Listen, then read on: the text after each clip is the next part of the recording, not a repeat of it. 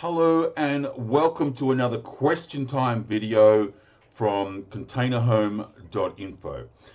In today's video, we're going to be discussing the question of cost savings in container home-based construction. This is probably, quite honestly, the question that I get asked more than any other from people all over the world that are interested in container home-based construction, and that is about this idea that there are significant cost savings on offer when you construct a home using container-based construction methods when you compare that to the costs of using traditional construction.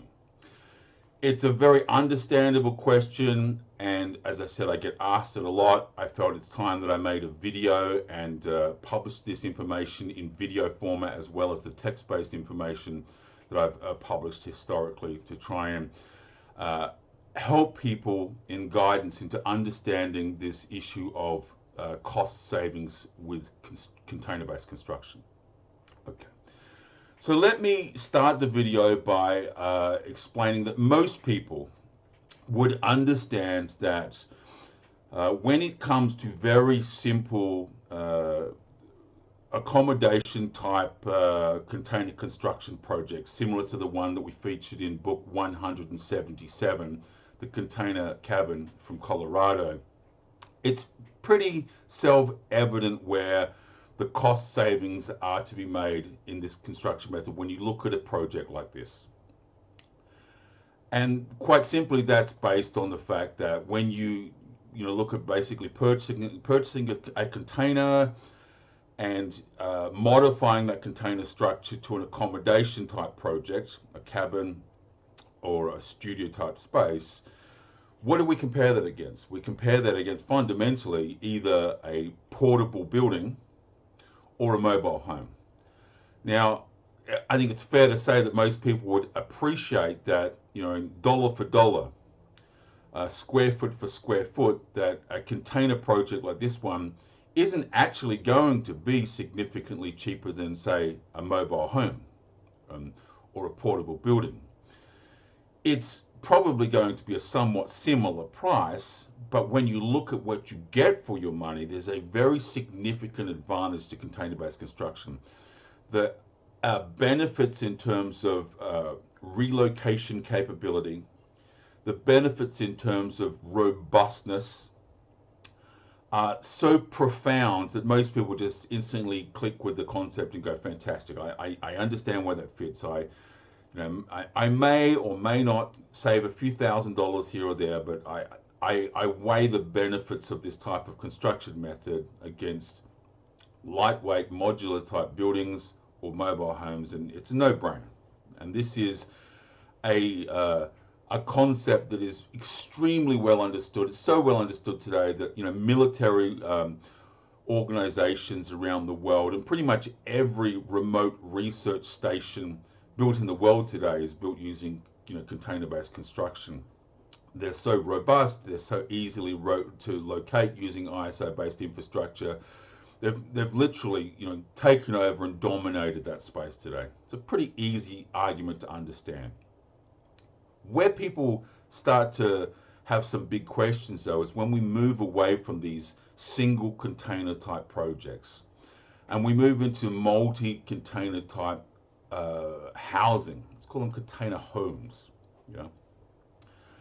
And when we move to container homes, the benefit cost ratios aren't so immediate obvious. They're a little bit, you start scratching your head and saying, well, where are the cost savings? I very often see people look at some of the container home projects that we've featured. There's like, as I said, this is book 177. There's over 200 container homes featured on our site now, and very often people go, well, I've seen the published price of construction. That doesn't seem to me to be any more expensive or any less expensive than a traditional construction project would be. Where are these reported cost savings?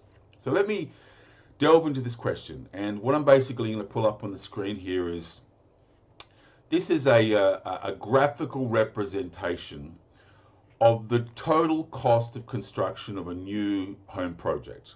And what we've done is basically broken down the costs into categories as a percentage of total cost of construction. So you can see, for example, here, to use a simple example here, down the bottom here, we've attributed a cost of 10.2% of the total cost of construction can be attributed to the foundations of a project. And you can see here 11.6% of the roof. Now bear in mind, these are not my numbers. These are the numbers that are attributed to traditional construction projects. And there are a number of these types of resources that are available on the internet if you want to go looking for them. They obviously vary slightly country by country, and they also vary by construction method. But you know, in a typical sense, I would tend to agree with these types of ratios. And what's important to understand is when you hear about these guys that sort of say, well, you know, this container home construction project was half the price of traditional construction. You have to go through each of these individual categories of products and ask yourself, well, what did we give up? What cost is there associated with typical traditional based construction that we don't have to spend money on because we're using containers? So if we kind of quickly walk through these, do we still need to buy internal doors? Absolutely. Are we still going to need to finish the floors? Of course. Are we still going to have wall finishes? Absolutely. And you can see my point here. Kitchen fittings, waste pipes, hot and cold water, electrical, chimney if you have a fireplace, windows and doors externally. So, you have to ask yourself the question, which one of these categories costs less when you build a container home? And the truth is, what many people just don't seem to understand is you don't give up any of them. If you are going to compare the costs of container-based construction for a like-for-like traditional built home, it's not like you can say, well, we don't need to worry about the costs of internal doors. You still need to buy doors. It's not like we don't have to worry about the costs of electrical or plumbing fittings. How does that vary? Where is there going to be cost savings in the purchase and the installation of electrical fittings in a container-based home versus a traditionally built home? How is that going to be cheaper? And the answer is, it's not. That's not where cost savings are. And so many people make this mistake of thinking, you know what, just because I'm building this home from containers, by no other reason, by that virtue alone, it's going to be half the price. And that's, I've got to be honest with you, is very naive. It's a very naive assumption. I mean, it clearly shows that whoever is thinking that doesn't have a practical background in home construction. Now, that does not mean for one moment that there aren't significant cost savings to be had by using container-based construction. There are, very significant. But it opens up the discussion to asking, well, where are these savings? What are we going to save money on?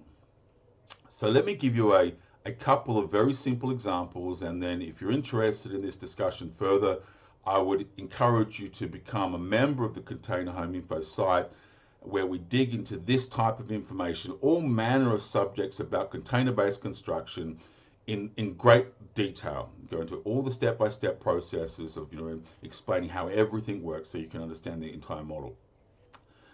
Let me explain that when you build a home using containers, containers have the minimal foundation requirements of pretty much any construction methodology there is. So there are very significant savings to be had from our foundations category. Now, it doesn't mean we don't have any costs. That's certainly not true. There's always going to be some costs associated with creating a foundation. So let's have a look at where we might potentially save some costs. Now, these are two photographs of actual container projects that when you look at the foundation, this particular project here has a slab foundation, and this project here, this is a trench that the foundation is going to be laid in. This is for a container cabin project. When you look at this, Can you imagine where there's going to be any savings with either of this type of foundation? Honestly, there aren't. These projects have basically taken one of the categories in which we can save a significant amount of money in the foundation and, for all intents and purposes, thrown it out the window. They've thrown away any potential cost savings with this construction method by simply ignoring the fact that containers have the smallest potential foundation requirement of any construction project, and they've gone ahead and they've built these projects using traditional foundation methodologies. Now, I'm the first person to accept the fact that the realities of building codes and the realities of your particular project may actually not allow you to use very lightweight foundations, even if you're building with containers. It may just not be practical. And this is one of those scenarios where I try to explain to people is that container home construction can be used pretty much anywhere under any circumstance. But if you want to realize the significant cost savings that people talk about, you have to be able to leverage those scenarios where the cost savings are to be made. So if you look at a project and you investigate it and you go, you know what, on our particular project, we are simply not allowed to use or not able to use lightweight foundations, then quite honestly, it's one of those, sort of crosses that go against the technology. And you go, well, you know what, we're not going to save any money on the foundations, and so we can't be, expecting cost savings where we're not leveraging the technology here. So let me explain to you what a low-cost foundation looks like. You can see over here in the bottom left-hand corner here, this is a very snappy-looking architectural type foundation that someone's created for a container and they've set it on there. And it looks kind of snappy. I understand that. If people are looking for a look and a feel for a particular project, I can understand why someone might design a foundation this way. But it is, quite honestly, grossly overspecified and overconstructed for the needs of a container. This is about creating a look and a feel for a project. And if you compare that to this particular image up here in the top right hand corner, this is someone that has literally taken the approach of what is the cheapest possible foundation model that I can use for my particular project and get away with it. It's literally a hole in the ground with some reinforcement bar and a piece of sonotube that's filled up with concrete that's been reinforced, and the container literally sits on top of that and will be attached to the foundation post with a welded plate. That's it. You can't get any more pared back in terms of costing a foundation that other than basically sitting on a freestanding block, which is really again, something that I when I talk to people about fully relocatable structures, it happens. When the military, deploy containers, they sit them on blocks. They don't actually pour any foundations. So my point here, I hope you're following with me, is that one of the areas, there are a number of areas that we can save money in with container-based construction, is the foundation. We can save money on the foundation by virtue of the fact that containers lend themselves very nicely to minimalistic foundations on construction projects. But if we don't design our home with a minimal construction type mindset, if we don't set about the process of design saying, okay, so we know that we can use minimal foundations, let's design and build minimal foundations, you're effectively going to be negating or wiping out any potential cost savings on that particular class of building cost completely. You're wiping it out by your choice. And so this wipes out the potential cost savings. So that's the concept of foundations. Now let's talk about container modifications. So when I went back to the original image that I mentioned, you can see here, if we pop back, one of the things that we see with this particular project is we have relatively minimal modification work to the container itself. On the end of the project, we have a small window and we have two doorway windows in the middle of the container. We haven't actually modified the container in a profound way structurally. In other words, we're using to the greatest degree possible, to the greatest degree practical, the envelope of the container to basically build a building project. And this gives us a very good return for the cost of the container. If the container costs X number of thousands of dollars, the most amount of container that we can use for the structural project, the better the return for that purchase cost becomes. If we look at a project like this one here, you can see basically what they've done with this particular project is, for all intents and purposes, removed all of the container walls. So they've taken out the entire side walls on both sides of the container. They've taken off the front doors, and basically, for all intents and purposes, the overwhelming majority of this container has been removed. And there's nothing wrong with that at all. I think if people want to take this pathway, that's great. I encourage people to do that. But you have to understand that when you take that pathway to create a certain look and a certain feel, that you're giving up one of the advantages of the construction method, which is the container comes with 4 walls and a roof and a floor. And when we remove them, we have to replace them with something. And when we replace them with traditional building construction methods, we are effectively giving up a fairly significant chunk of our pricing advantage by doing so.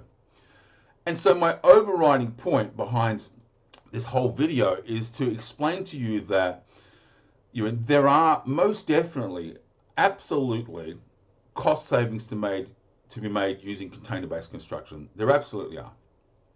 But that's not going to be realized simply by virtue of the fact that you're using containers.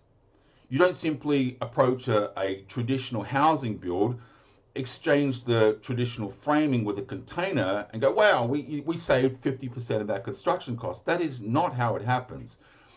Container-based construction, where you're looking to leverage cost savings, must be designed into the project from day one. And there are a half a dozen ways that we can leverage cost savings that begin with things like relocation capability, the ability to build these container modules in a factory type environment, or at least off site, and then move them to a sensitive location at a later point, much the same as we leverage the modular homes type space. There's a certain advantage, like, for example, termite proofing. If people live in an area prone to termite, the shell of container is fundamentally termite proof. So it's in a great starting point for a termite proof building. If you have a requirement for a home in an area that has a higher than normal fire risk, the fact that the container is constructed from cordon steel is an excellent starting point for a fire resistant home. If you're looking at a home that's a site that's able to leverage very lightweight foundations, this is a very good prospective site for a container home. And so my point is, if you're looking for cost savings, they're there to be had, but they're not a birthright so much, as it were, for container home construction. They come through leveraging the very nature of the container itself. And if we leverage these advantages, we realize very significant cost savings. If we ignore these advantages, quite honestly, it's not going to be any cheaper. Potentially, it will be the same price as a traditional construction project, and at times, I'll be honest, it can even be more expensive. And the reason it can be more expensive is, in container-based construction, there are certain costs that are less than traditional construction, and there are certain costs that are slightly more. It's fair to say that your loan approval process or your building approval process can take a little longer with a container project because it's different to the norm. It's outside the box thinking, and sometimes this means that the process can slow down. Architectural fees, if you're engaging an architect, you might be engaging an architect that is inexperienced in container-based construction, and it literally takes him longer to design a well thought out, well-designed home using containers than he would one of his traditional construction methodologies. That might cost you more money. So I hope that kind of pretty much clears up this concept of, are there cost savings? Absolutely. Are they conditional? 100% they're conditional. You don't simply acquire them by virtue of the fact that you're using containers. You design them in you build them in to all construction projects. So I hope you enjoyed that video.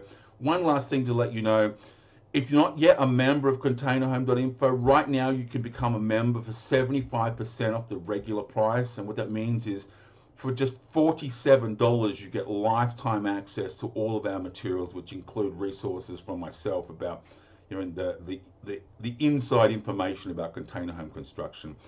You get a copy of our our 3D home design software, our 3D container home design software.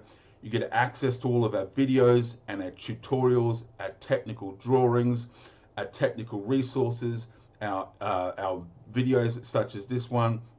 All of that is just $49 for lifetime access. You can access the site 24 hours, 7 days a week. So if you're not yet a member, I hope you take advantage of that sale price that we have on at the moment. Thank you very much for your time. I hope you've enjoyed this video, and I look forward to seeing you next time. Thank you from containerhome.info.